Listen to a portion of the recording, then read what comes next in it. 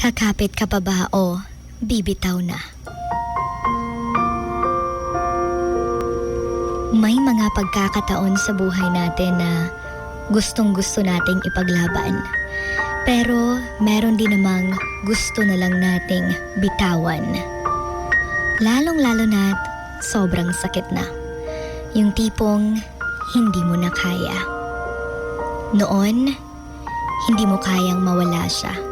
Pero ngayon, hindi mo na kaya yung sakit na kasama siya. Hindi lahat ng mga nagmamahal ay matapang at kakayanin pang kumapit kahit wala nang makakapitan. Kaya minsan, mabuti na rin yung bumitaw, lalong-lalo na't hindi ka na pinaglalaban. Lalong-lalo na't hindi ka na rin pinapahalagahan. If you want to be truly happy, then learn to let go. Don't be a prisoner of your past or sa pag-ibig. Dahil minsan, kahit pinaglalaruan na tayo, pinaglalaban pa rin natin. Well, hindi naman masamang kumapit pa. Pero naway, alam mo kung sasaya ka pa ba kasama siya? O kung mahal ka pa ba niya? O kung pinapahalagahan ka pa ba?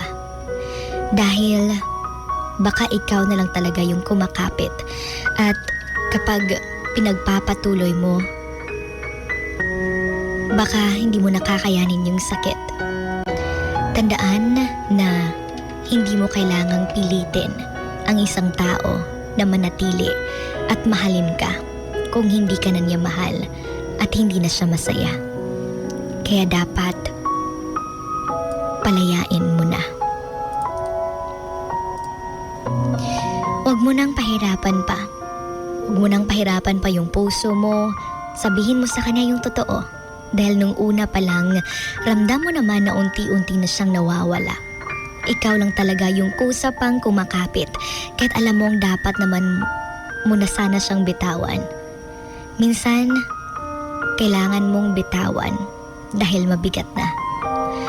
Dahil noong mga panahong ikaw yung nag-hold on, siya naman yung nagle-let go.